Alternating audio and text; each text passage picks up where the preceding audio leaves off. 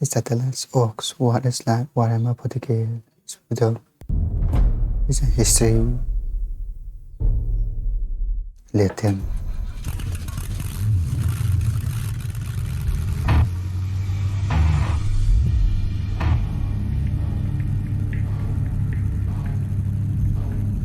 The Orks had a typical of creation. For them, the great struggle is war.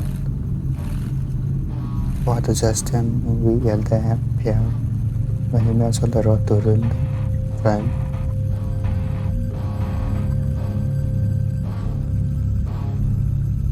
Okay.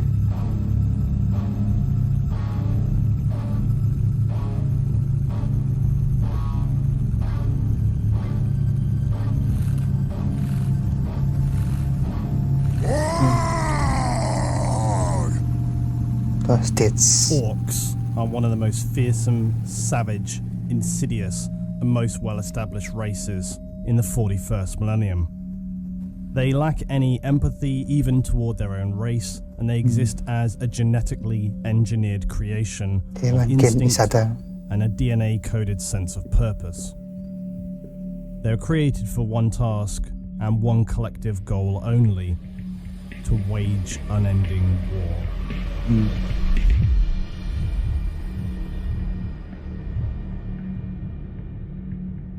Physiology. The Orks are one of the older races in the 41st millennium, along with the Eldar, being created by the Old Ones. The then Kruk would later become what are now known as the race of Orks.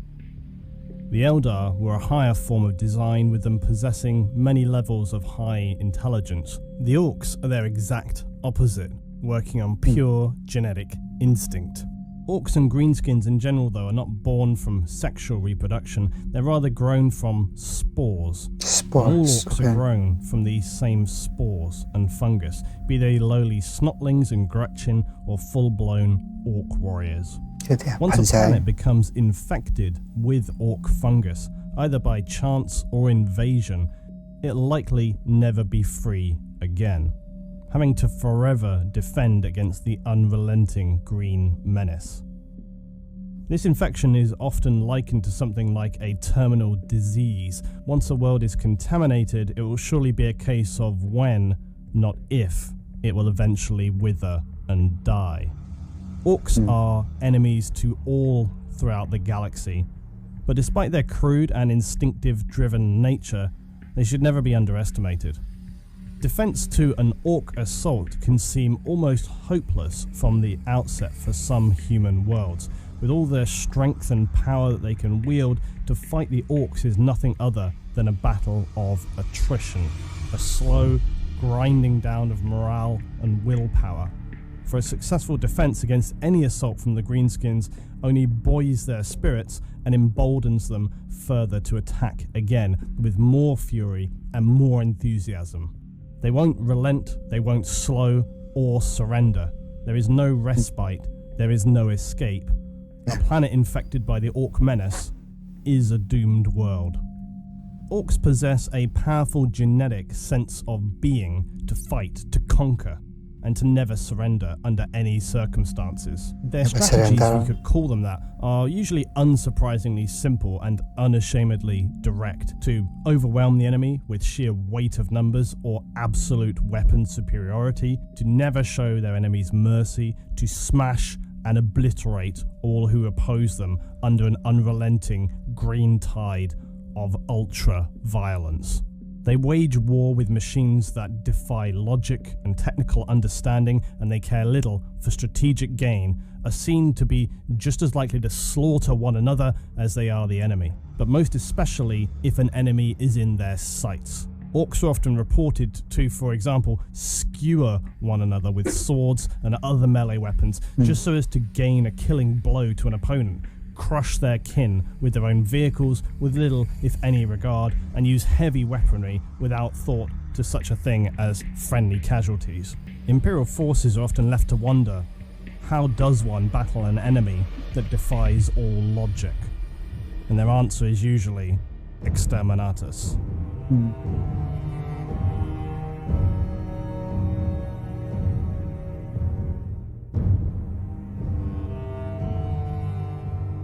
The Orks, as mentioned previously, are an engineered species. They were created some 60 million years ago by the Old Ones, who also created the Eldar and seeded life across the galaxy. The Orks were created, as were the Eldar, to wage war against the Necrons, the ancient enemy of the Old Ones. And the Orks would refer to their creators as the Brain Boys. Now, while the Eldar were made to be highly intelligent with extremely powerful psychic powers so as to best counter the Necron and Catan threat, the Orks, then Krork, however, were the antithesis of the Eldar. Muscle-bound, irrationally aggressive, and rarely showing signs of advanced intelligence. They're driven by designed instinct. Orks, you see, require war and brutality, as others might need food and water to sustain them. To an Ork, war and brutal savagery is not a desire, it's a physical requirement to their identity. And this is why they often fight amongst themselves as much as they would any outside races. While they do possess advanced tech, it is maintained by a class known as Odd Boys, who, as with all other Orks, are driven more by just a gut feeling, a born knowledge, than a true awareness of what they're actually doing. Unlike the Imperium of the 41st millennium, the Odd Boys possess the instinct of skill to not only maintain, but more importantly, to actually develop technology, if you can really call it such. This skill isn't learned or researched by any conventional sense of tech development, it's instead bound into their genetics. As with all things Ork, most of their skills are instinctive. Creative. The best way to really envisage this is for them to just smash things together until by some miracle it just works. A kind of deadly galactic scrap heap challenge, if you will. Orks don't possess any random evolutionary psychic powers as humans might, and say, evolutionary, if it's the Old Ones which have seeded life, perhaps it's by design, but nonetheless, the psychic power with Orks is comically random, and again, being by design from their creators, the Old Ones, this bizarre psychic power allows for Orks to literally will something to be true, that if just enough of them believe it, then it will be so. For example, the classic painting their war machines a certain colour may imbue it with a power, like being more powerful with explosives or just to go faster. Just because enough Orks will believe it to be so, with the proximity of numbers of them, means it will become a reality. This enables Orks to achieve things like space travel, even controlling space hulks and bringing them into real space under Ork modified control. A terrifying thought. As well as bringing huge war machines to a battlefield. All of these things, by all rational logic, should be outside their realm of skill and possibility, and this genetic trait is also why Ork technology, whilst essentially being just a random collection of things smashed together, will become devastatingly fearsome war machines in the hands of Orks, but then would just as easily return to being useless junk in the hands of other races. It's a clever solution to the threat of your war gear falling into the hands of an enemy, and again, this is by design of the Old Ones. Conversely though, if Ork numbers dwindle, then it can be potentially counterproductive. Unlike other races who can wield immense power reliably, even in singular or small numbers, any number of examples would suit, from, say, Imperial Assassins to Grey Knights and Eldar Wraith Knights. The more or less of their own race will not have a bearing on their success, their strength, or their functionality of their tech. Not so much with the Orks. The awareness of this Ork psychic functionality came into general understanding through the Imperium of Man's tech priests, who, through their own cultivated belief in a machine spirit that inhabits technology, and that this machine spirit serves mankind at the command of the machine god. This imbued them with a perspective and point of reference that enabled them to see the truth of how Orks were able to bring technology to the fore that should have been far out of their reach. Lastly, the Ork race's anatomy is particularly interesting. The Old Ones obviously wanted the Orks or Krork to be functional as a warrior race, a biological war machine. But before you have the ability to wage war, you still have to fulfill any life form's basic needs, like sustenance, food, water, the basics of life. The Old Ones in their wisdom imbued the Orks with a powerful genetic advantage here on top of their already many powerful genetic traits. For one, when it comes to food and liquid intake, the Orks can use their own growing fungus as a food source. They'll happily eat pretty much anything though when it comes to meat, and the lower Ork forms of snotlings will cultivate this fungus food. The more interesting elements of their biology though is that Orks really are something like a symbiotic animal-fungus hybrid, making them partly eukaryotic in nature. Now, fungus was historically part of the plant kingdom, but fungi lack chlorophyll, the green pigment in plants that converts light energy to chemical energy. They also have other distinct structural and physiological features and are so classed separately from plants. Now, it has been suggested that Orks' green skin and their blood could directly contain chlorophyll, so as to allow Orks to actually photosynthesize as a plant does, and thereby provide Orks with some energy so they can survive longer without actual food. Now, the only problem, this makes absolutely no sense for the reasons that I just mentioned. Fungi don't have chlorophyll. So if Orks grow and were cultivated as a plant-based life form, in part, this would actually be more reasonable, but they're not. They're grown from fungi. So apparently the generator Magos biologists of the Imperium should actually do some more microscopic comparisons before they reach their conclusions. However, it's also suggested that Orks in their blood and bodies may contain some sort of algae, and that this might be actually what's responsible for the coloration and then also possibly the ability to photosynthesize to a degree. This is a more reasonable concept, but as with all alien races, information is pretty scarce and speculation is abound. So this one point aside, other Ork anatomical interests are that an Ork's animal-fungal symbiosis means that they actually contain less critical organs than, say, a human, meaning Orks can afford to take wounds and damage that actually might kill a lesser creature, but it will allow them to continue functioning. Part of the reason they are so surely haphazard when in battle, almost careless, is their bodies are essentially designed to be simple, practical, and operate even when catastrophically damaged, which rings true of everything we know about their purpose and their design. They were designed to be a biological war machine and nothing more. Ork growth, though, is a strange thing, whereby Orks will grow according to, I suppose, unsurprisingly, how violent they are. They'll generally continue to grow at a varying rate dependent on how successful they are in combat, be that versus other Orks or their enemies, and then their growth will stagnate again.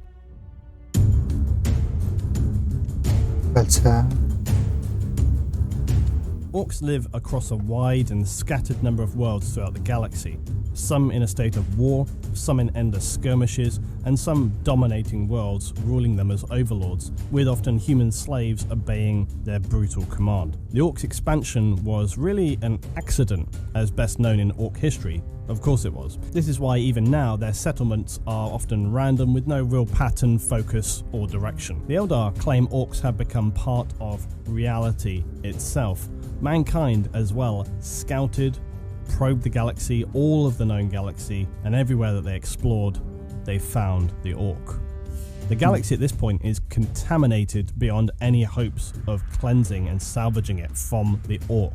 Because of the random and haphazard fashion by which Orks discover, explore, and inhabit the galaxy, they have splintered into various communities, if you want to call them that. These communities are usually just a confederacy of tribes, either loosely or under a warlord. Each tribe is a random bunch of Orks just smashed together with clans and various mechs and materials. It's a mishmash of violence and constructivity. It's best not to overthink it. It bears no resemblance to any ordered sense of a community or a society. Orks have known of mankind and their emperor for some time. They know that humans worship the Emperor and have seen his shrines and symbols across human society. They regard the Emperor as the god of the humans. And this is easy for Orks to understand as they have their own gods. Even though they see humans as weak, they do respect the Emperor as a powerful war god. From the Ork point of view, the Emperor is a constant warlord to the humans. They see him everywhere in human society, and so to the Orks, this widespread war god must surely be powerful and therefore to be respected. Some orcs speak of a legend where the Emperor would appear as a manifestation challenging the orc gods to battle, but still, despite this, he's also seen to the orcs as a confusing figure. Why he would command his human servants to take on so many pointless tasks when they could be just fighting makes no sense to the orcs. The humans' constant failures or their stress and despair seems to underline this confusion for orcs, hence why they often use the word "human" as a slang for things that are pointless, impractical, or just counterproductive. The orcs' attitude to life is fairly simple, and therefore they cope with the realities of the universe far better than many other races. With no overarching goals and day-to-day concerns being really only whether to build or fight or eat, it's quite a stress-free life, especially when you have no fear of your own mortality from an orc's point of view. Generally speaking, they don't try to influence their own destiny, they don't try to apportion blame unless it's some stupid Gretchen looking to get his head bashed in. Their hatred is spread equal among their enemies and their allies, and if they fail, they feel no guilt, try again in a different way. Unlike humanity, chaos has little to any fear or effect with orcs. Their minds are hardwired to their simple day-to-day activities, so dreams of power and turning against each other for some cause is not something that's likely to spread very insidiously through a tribe of orcs. They're probably too busy already killing each other over some far more trivial matter, and because of their simple and objectively speaking stress-free lifestyle, it leaves little psychic stress by which chaos can actually invade them. Also, even though some races may look upon the orcs as evil, either due to their near mindless savagery or their endless conquest of worlds, this is actually a pretty ignorant perspective. Lumping orcs in alongside dark forces like Chaos or Dark Elder is really a disservice to the orcs, because they exist by design, and they have become simply very effective at existing. They follow their instincts, and these are hard-coded into their very being. Evil? I don't think so, but brutally savage, definitely. It's also often mistaken that perhaps if one were to see Chaos and Orc fighting on the same battlefield, that they are somehow an alliance. In reality, it's probably more simply that the Orcs just see them as other fighters on the field, who they'll probably turn to deal with in short order once the nearer enemy to them has been battered into submission. And when it comes to trade, orcs strangely do have this as part of their culture, and they use their teeth, literally their teeth. It's actually a comically natural solution to economic inflation, because orcs go through their teeth similarly to something like a shark. They replace and regrow them frequently. Orc teeth also degrade over time, so it's impossible to stockpile them. Just like human. This keeps prices in orc trading constant and ensures that all orcs have access to regular currency and commodities. And besides, if you're running short on teeth, it's no problem. You can just go smash some other orc's face in and get yourself some more. Orc language is deemed as being low Gothic, and orcs are able to communicate with others, but at a very basic level. Orc script, though, is very different altogether, and it's actually written in glyphs. The core of this is simple clan indicators, and these are then adapted using phonetic symbols which can form some of the key orc words. It's pretty simple though, because it's just generally not needed by the orc race. They function by design, not structure or organization. They have no need to keep records, log data, or any other useful societal function for writing and literature. These aren't important for orcs. The orc way is one of near anarchy. They're ruled by traditions and understandings much more than laws and governing. And it's pretty simple. Orc society is about conflict. Strong orcs will rise up, weak ones will work or are killed, and they in turn benefit from the leadership of the stronger orcs. If an orc tribe is beaten by a stronger one, the survivors gain the leadership of a better tribe, making them stronger. And there's no rules about a tribe's size, location, or purpose. It's just the rough grouping of orcs in a given area at a given time. And each is led by a warlord whose authority is pretty loose, giving just maybe enough rule to prevent all the orcs from turning on each other. A tribe could be a few hundred strong, a few million. The literal numbers are not important. Large tribes are usually split into smaller groups of warbands which are ruled by war bosses. And these warbands are usually a few hundred strong, creating smaller forces ready to battle wherever it's necessary, or whenever they feel like it. While orcs will belong to a tribe, they also will belong to a clan. Now, a tribe may break apart into parts or form new ones, but clans are enduring and remain a reasonable constant from an orc point of view. Some of the most noted orc clans are as follows. Now the Bad Moons, these are some of the most wealthy orcs. They're essentially what could be regarded as the merchant caste in orc society. The Blood Axes were the first orc clan to encounter the Imperium of Man, and they adopted human tactics of camouflage, albeit slightly bright camouflage. And usually for orcs they'll sometimes actually retreat, having picked this up also from humans, but they'll usually return, and in greater numbers. This clan will sometimes even trade with humans, even having been known to work as mercenaries for them, which sounds crazy, but may be uncomfortably necessary. The Death Skulls are essentially looters and scavengers. They appropriate battlefield loot to make themselves stronger, including Imperial war gear. The Evil Sons are orcs who are committed to speed, and whatever makes them go fast should be as loud as possible. They also love flying vehicles like fighters, fighter bombers, and they usually seem to wear at least some red material, as all orcs do know, red ones go faster. Goths. The Goths are simply tough orcs. They're the biggest, the most brutal, they thrive on battle more so than others, and they're driven by the blood fury of close quarter battle. Snakebites worship ancient traditions over advanced tech. They protect themselves with war paint and may even choose to remain as feral orcs instead of developing their skills with mechs and guns. Finally, the freebooters. These are the pirates. These orcs are notorious thieves, preying upon anything or anyone that they find. They'll kill anybody they see, they'll seize upon, haul their booty back to their hidden bases. So now we go to orc religion. Whether intentional or not, the old ones ended up imbuing the orc with a religious sensibility. They worship their two gods, Gork and Mork. One is brutal and cunning, and the other is cunning and brutal. The orc gods are the center of orc energy. They drive and power their whole culture. The best idea we have of how the orcs perceive their gods is in their mechs. These are the physical manifestation of their orc gods and drive their followers into stupefying frenzies of violence and bloodlust. They're also seen in armoured battle suits Gorkanaut and Morkanaut. These armoured suits are seen as idols, and the orcs piloting these suits gripped with visions of their gods, urging them to fight on harder, faster, more brutally, and inevitably to meet their demise on the battlefield. While orcs often talk of Gork and Mork as separate entities, it's even possible they are one, perhaps with two sides, or provide different visions to different orcs. Still, it doesn't stop the orcs from often favouring one or the other, being known as either Gorkers or Morkers. One figure in the Imperium knows more of Gork and Mork than most others. He is Vulcan, the Primarch of the Salamanders. He is what's known as a perpetual in the 40k universe. Essentially, he's an immortal. He can regenerate from almost any injury, even something like being vaporized. Vulcan disappeared after the Horus Heresy, but he would appear some 1500 years later on the Imperial world of Caldera to aid in defending it against a massive orc invasion. Now, though he died many times over, he would regenerate and appear again on the front lines. The Imperial Inquisition requested he lead a mission to destroy the orc war boss known as the Beast, but Vulcan refused until Caldera was saved. With the aid of Imperial forces, Vulcan saved Caldera from destruction and would return to Terra, gathering an Imperial force to Ulanor, to the homeworld of the Beast. Vulcan would lead the final charge into the Beast's massive temple Gargant, confronting the war boss there. During a powerful struggle, the Primarch and the war boss would fall into the Gargant's power generator, and Vulcan created a detonation in the generator so powerful it killed not only the Beast, but a massive chain reaction, shattering the temple Gargant and obliterating them.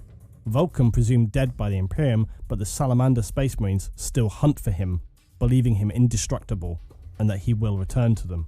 And the point of this story was what Vulcan would witness in the heart of the Orc Gargant when exposed to its powerful generator. He witnessed the raw energy that was the culmination of all the Orcs' warg, and he would witness the origins of the Orcs and their gods Gork and Mork battling one another at the beginning of time. This powerful vision allowed Vulcan to understand the true nature of the Orcs, how they are a race of evolution through experimental anarchy.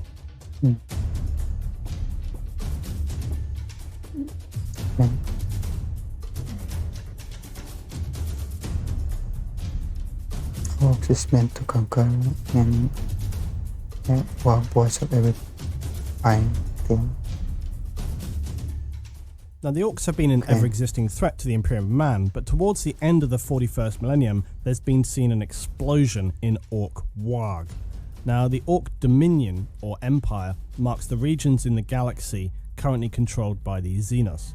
Some planets are now completely controlled by the Ork race, where others are in an unending state of brutal, nightmarish, and near-hopeless war. Orks have been heard to keep under control some of the local populace, creating a prison workforce who are kept in unbearable, exhausting and dangerous conditions, abiding by their uncaring savage slave masters. Most of these prisoners will be unlikely to ever know any other life than being subject now to the Orks' brutal will. But the Orks will at any time also control random isolated worlds, as well as rampaging hordes that sweep through the galaxy, battling all that they encounter. They also have been found inhabiting ancient space hulks. Now, as an aside, a space hulk is simply a term given by the Imperium of Man to any ancient wrecks of space vessels. These hulks are no mere freighters or even warships, but giant ancient vessels, possibly from the early exploration of mankind or even lost in the Age of Strife. They can be so massive as to even maintain their own gravity, or in rare cases, atmosphere. The hulks can often appear and disappear, transitioning between the warp and normal space. This makes exploring them extremely dangerous. As well as Orks, they often can host other dangers like the vile Xenos Tyranids, who have been found often using these hulks as breeding grounds for their gene stealers. Even Chaos Space Marines can sometimes be found there, either searching for ancient tech or preparing to launch hidden attacks against the Imperium. While there is great potential reward in searching a space hulk, there is also immense danger, coupled with the ambient danger of the own hulk's instability. As such, searching these vessels is left to the elite warriors of the Imperium and the Space Marines, the Space Marine Terminators. They're some of the most heavily armoured units within a Space Marine chapter, and their ancient Terminator armour enables them to carry out the extremely dangerous task of searching the hulks. Now, humans have explored extensively in the 41st millennium, and they have found Orks to inhabit every corner of the galaxy, and this seems unlikely to change now or in the future. The Orks are not a race of reason or diplomacy or even needs. They exist as a genetically engineered creation of instinct and a DNA-coded sense of being. They spread across the galaxy more like a plague than conquerors. This plague of war is often referred to as the Warg. Ork conflicts usually will remain localized to their own planets, or objectively speaking, small raids to worlds inhabited by other races, or other Ork or pirate-like raids on passing ships. Again, as with most things that Orks do, there's usually not a grand plan here, so don't overthink it. A Warg, though, is a different happening altogether. When numbers of Orks reach a critical mass, they feel a need to migrate to form a crusade of apocalyptic aggression that will sweep through a region, destroying anything in its path. Numbers of Orks are beyond estimation, then they'll swarm through a segmentum of space, exterminating everything in their path. You could liken this to a locust plague or a viral pandemic, until it eventually burns itself out. A Warg also refers to a psychic field that affects Ork psyche. This is, again, as with all things Ork, an instinctive state, enabling them to make simple observations of understanding. This applies to everything from designation of seniority, which again, don't overthink that, it's usually more akin to who is just bigger and therefore more right. All Orks generate this dull psychic field by default. It binds them together and helps their ramshackle culture function.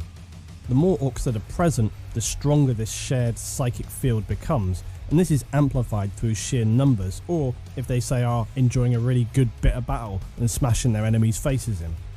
The Warg helps drive them, and you could think of it as being akin to momentum, where past a point it's just going to increase.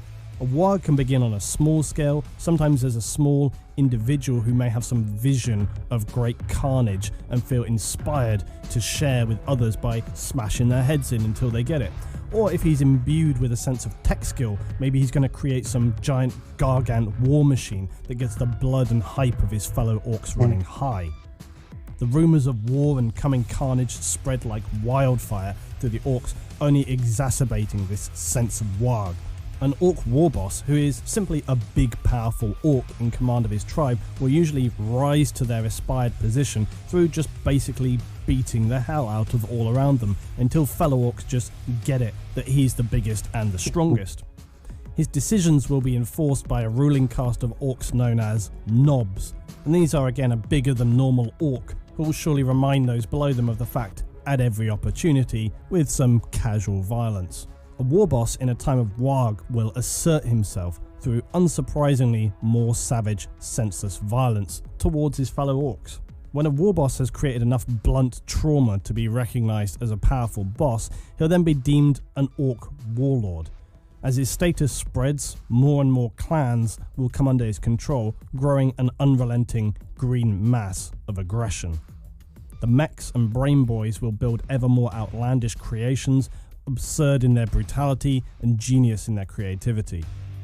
Vicious war machines belching smoke and oil, poisonous vapours, acrid smoke, mobile fortresses, titanic war engines created from basically random scrap metal and abandoned, twisted, now cannibalized war engines.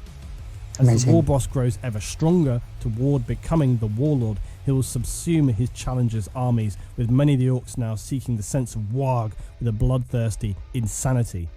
Mech boys raise towers of warg and gargants will start to be seen. Gargants are the equivalent of imperial titans and so represent a world-ending level of firepower.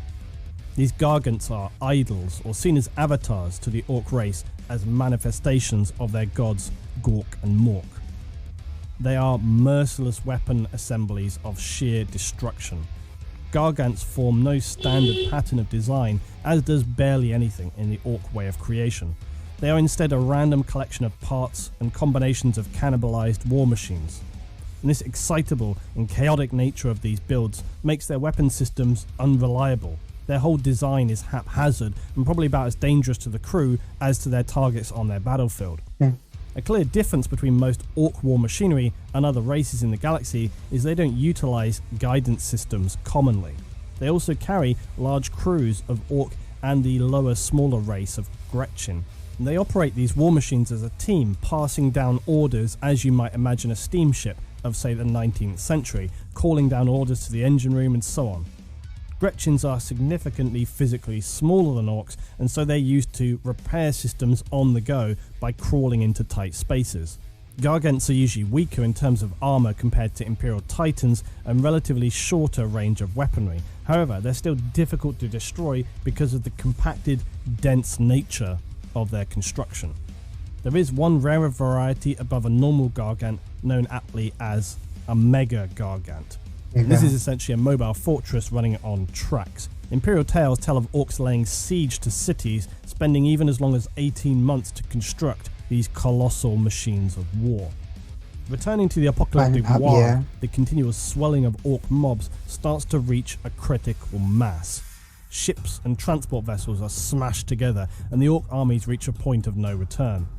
This wave of violence now comes crashing down as the orc armies overflow with bloodlust, descending into battles that consume entire worlds. The Gargant idols further trigger the instinctive drives of the orc clans and tribes who would do anything to outdo each other's destructive capabilities. At some point, this wave of fury and raging violence reaches its boiling point and the orcs begin to gather their great warg army. The ground shaking under the weight of tracked vehicles and striding walkers. The skies turn black from flyers, belching out blackened exhausts, and their ragged banners of brutality raising high atop these rusting, illogical contraptions of war. Orc wargs are very decentralized and have very little true coherency, even with a powerful war boss or warlord overseeing things. Various fragmented factions will exist in a warg, cults of speed for example, whose principle is to go fast. Essentially speed freaks who love the thunderous roar of an engine, and if they can shoot some guns at the same time, all the better.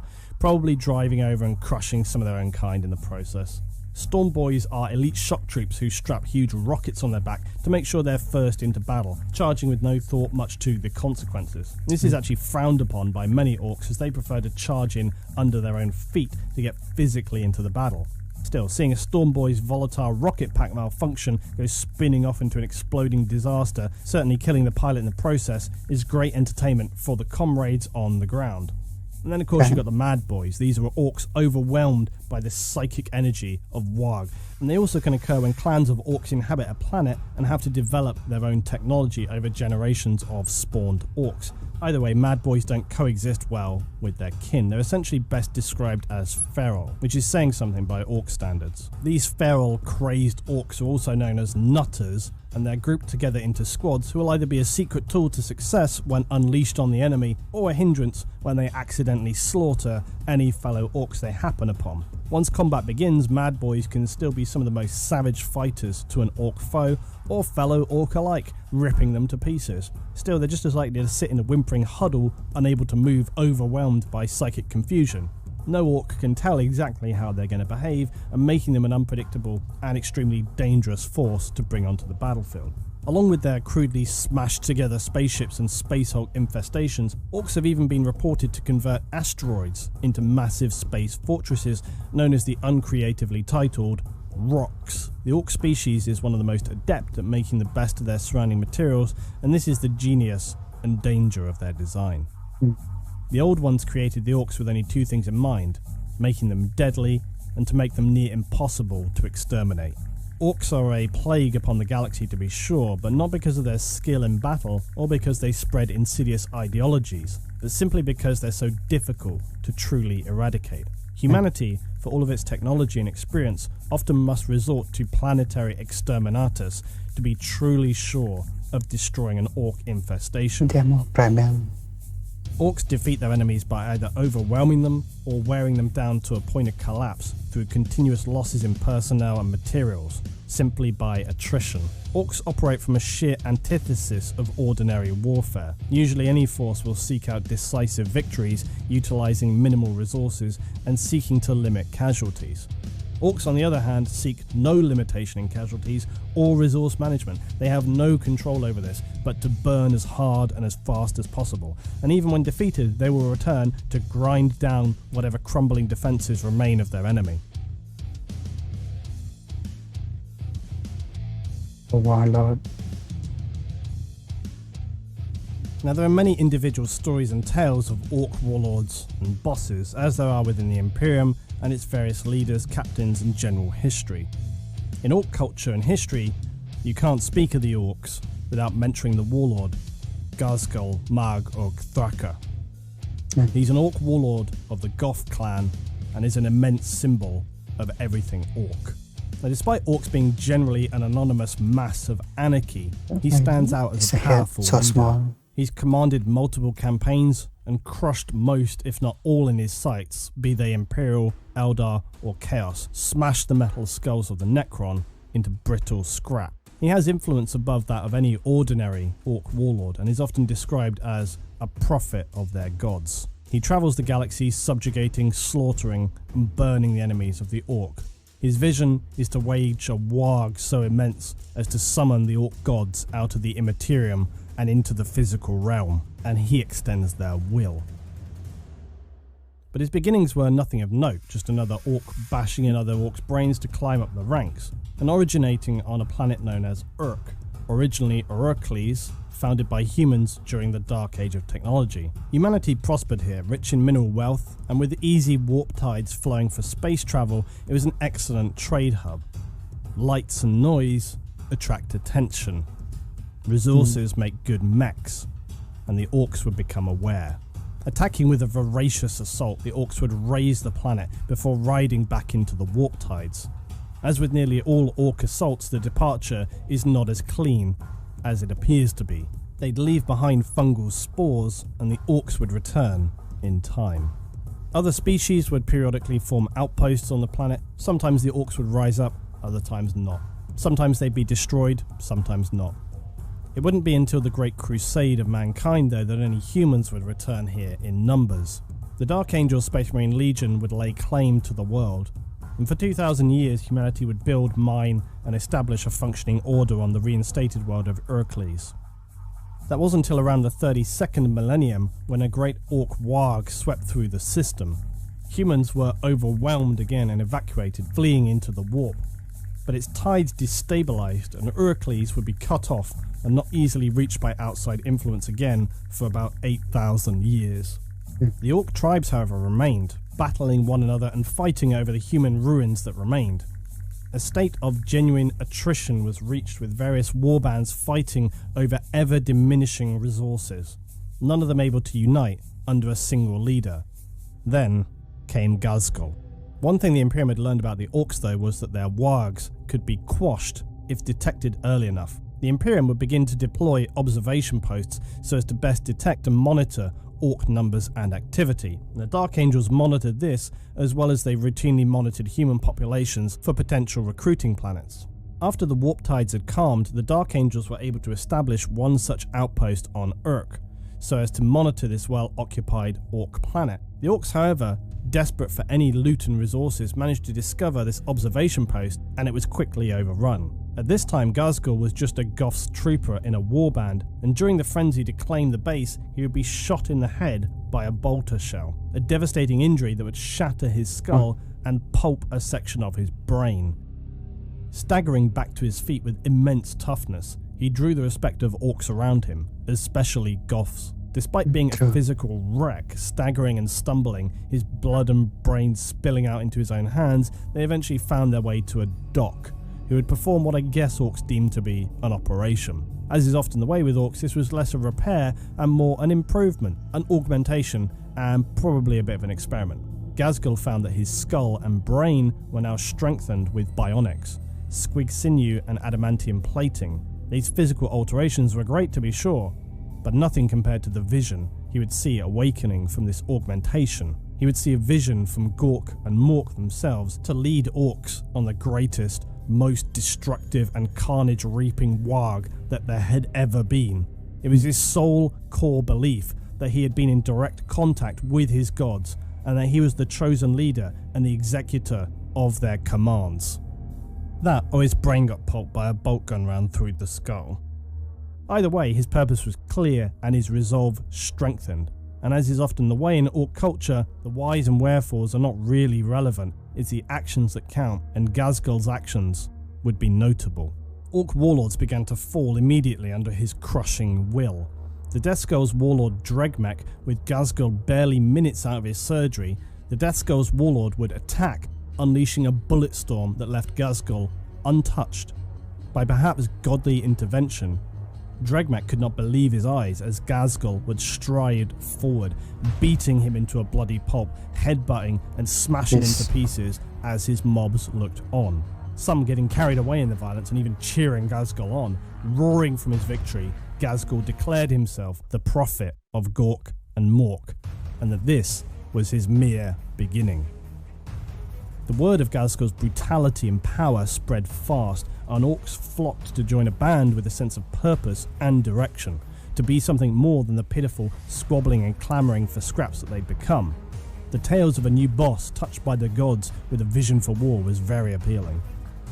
His further battles with the evil suns and bad moons would be no less aggressive, but required more tactical sense. Using burning fuels to shield his troops' approach or outwitting warlords through their sense of pride for their disposition, he was placed as an inevitable leader.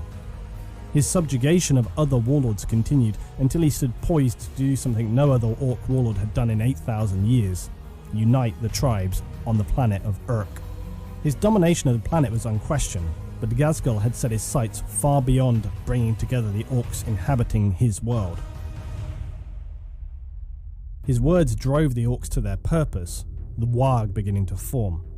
Their energy attracting others, void ships began to arrive. For the first time in centuries, mechs worked together, building machines they never could have imagined previously. But now, with the energy and the power of the warg, it all just worked. It was a miracle. The Ork energies flowed as they riveted together giant battle fortresses and mechs. Everything that occurred was the will of Gork and Mork, and Ghazghkull would declare every passing day, every achievement, every new ship arriving proved their quest was divine. Some of the Orks, they were wondering how they were going to get so many of the Orks off the planet. They didn't have very many flyers and no large ships to transport and begin their warg. Ghazghkull quickly silenced them. A solution would present itself. It was the will of Gork and Mork. Days later, the ever unpredictable tides of the Immaterium would shift again, and that rarest of occurrences would happen. A gigantic ancient space hulk would emerge from the warp. Ghazghkull ordered tractor cannons and harpoon rockets on the few spacecraft that they had to secure the Hulk. They couldn't guess as to how long before the warp would swallow the ancient ship, even with them holding it in place, and they needed to work fast. The Orks rushed to assist in mech construction. They crafted as many transports and war machines as possible. Once they deemed enough was enough, they crammed as many Orks into every possible space and set off. This great exodus from their backwater planet filled the skies, not without many mid-air collisions and engine failures as well, to be sure. Crashing into the Space Hulk's outer hull, some managed to make their way inside, some straight on ploughed into the vessel, and those with more sense sought out landing positions. The Orks soon discovered that they weren't alone on the Space Hulk, with wave after wave of demons spilling out of its corridors. Battling through the horrors, Ghazghkull and his band fought through to the centre of the Hulk, where they found, merged and jumbled by the warp, was the ship, the Dominion. This was the vessel the humans had attempted to flee from the planet on some several thousand years ago, and seemingly it had been swallowed by the warp, its human occupants devoured by the demons as they lay trapped in their vessel. The void rift that was spilling demons had to be closed, but Ghazghkull, after ordering his Orks to fire everything they had, was furious to discover it had no effect.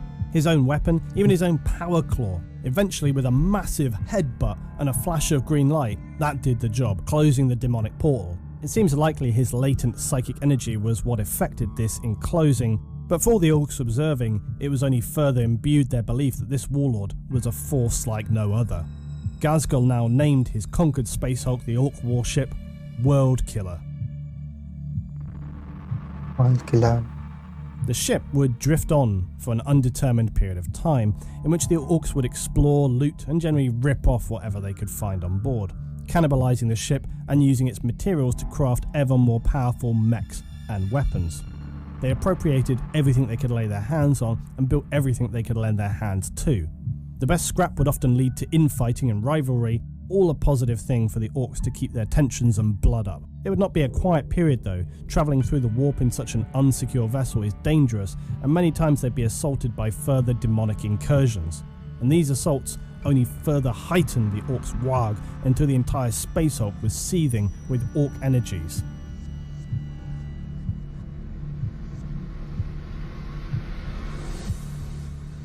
The Space Hulk jolted and huge tremors swept across the ship. The World Killer had shifted back into real space. Imperium records date the emergence of the Space Hulk in the year 941 M41. They were headed for the core planet of the star system, an Imperial world aptly named Armageddon. An industrial hive planet where thousands of years of extensive industry had left it a barren wasteland with a totally collapsed ecosystem. Humans only survived in the concentrated hive cities that stood kilometers tall, and also in the Imperial military facilities stationed there. Food needed to be imported off-world, and no life existed outside of the hives. It contained multiple vast manufactorums vital to munition supplies for the Astra Militarum. But with one of the most savage and relentless wargs ever seen headed straight for them, it seemed like nothing was going to be able to stop World Killer and its crew.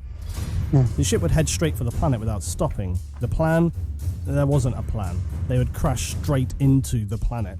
Ghazghkull was literally on a collision course with his destiny.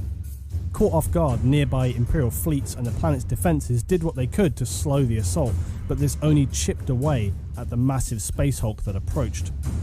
Taking minimal effective damage, it ploughed straight into the planet's polluted atmosphere, crashing with obvious devastation onto its surface. Even though many thousands of Orks would be turned to ashes on impact, this was but a tiny percentage of their total force. To the survivors, Ghazghkull seized this opportunity. "It is the will of Gorka Mork that we survive," he would proclaim.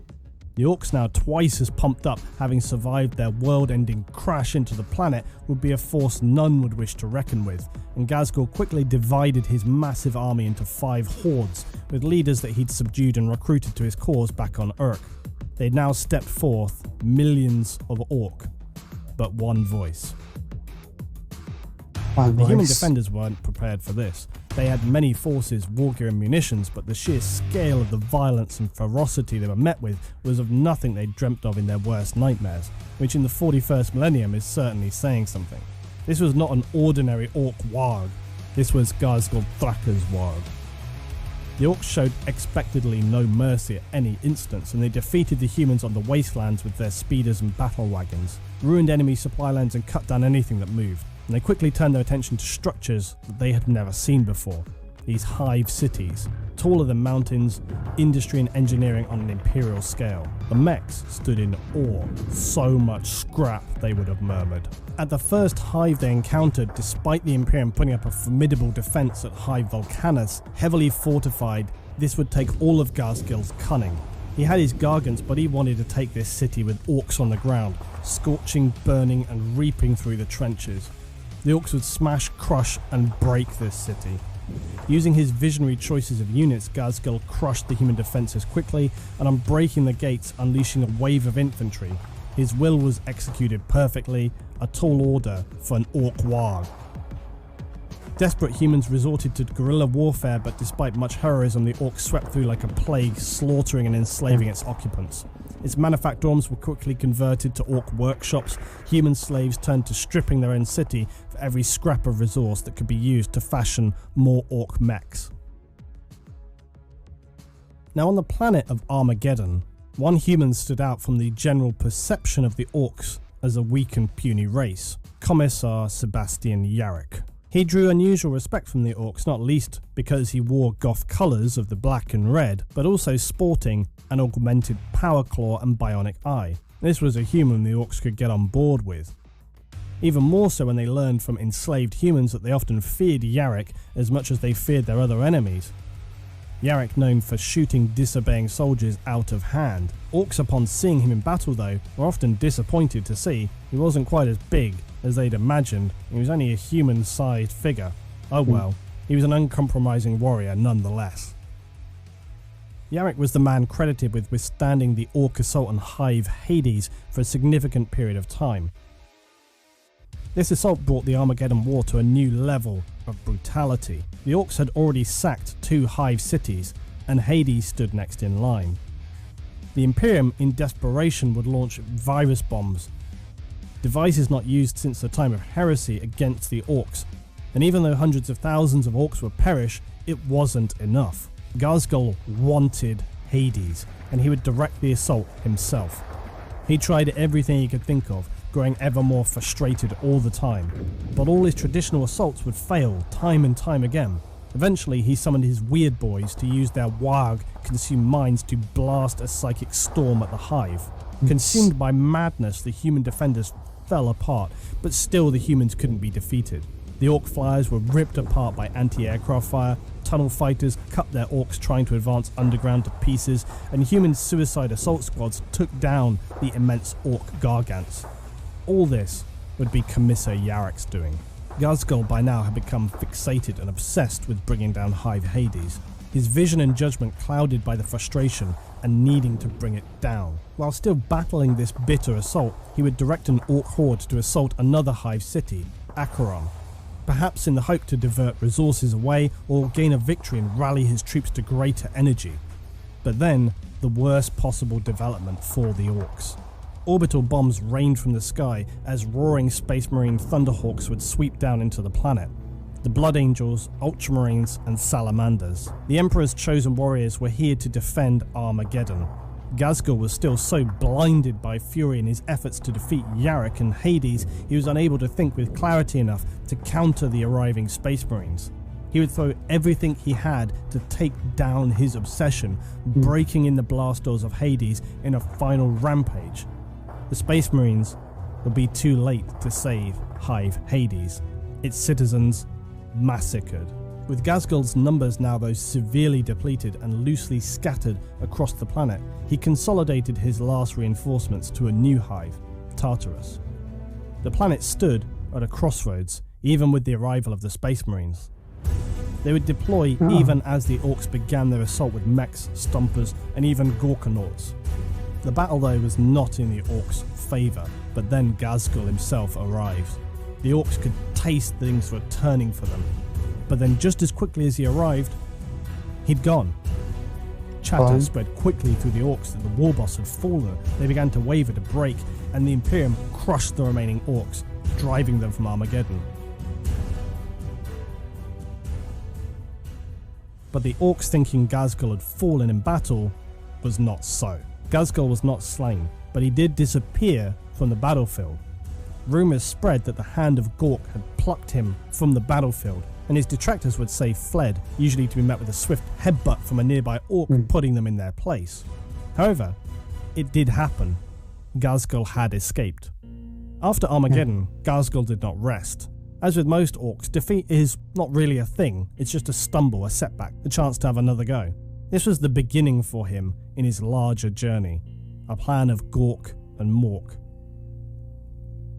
Yarrick recommended the Imperium hunt down this brutal war boss and eliminate him once and for all, but the Imperium assumed him dead or defeated and didn't want to spend the resources or time to locate an Ork they were sure that was the last they'd see of.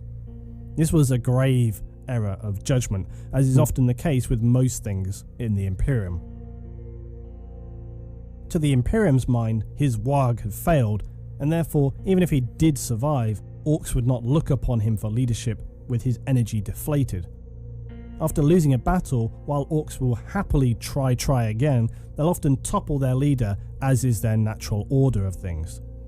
But not so with Ghazghkull. While he may have had to defeat several challengers in brutal fashion after he regrouped with various Ork tribes to remind them just who he was, he would begin gaining new followers again. Curiously for an Ork, not just with his actions, but with his words. To him, the invasion of Armageddon had been a starting point, a testing of the enemy to find their strengths and their weaknesses, a large-scale intelligence gathering, Ork style, leaving millions dead and burning cities in its wake. And in this, they gained much useful information. Now Ghazghkull knew about Imperium strategies. He would regroup, rebuild, and restore his prophetic warg. He would reveal to his fellow Orks, in order to destroy your enemy, you must know him. To the Orks, this is about as profound as it gets, and their spirits would reignite. The second coming of Ghazghkull Thraka was only a matter of time.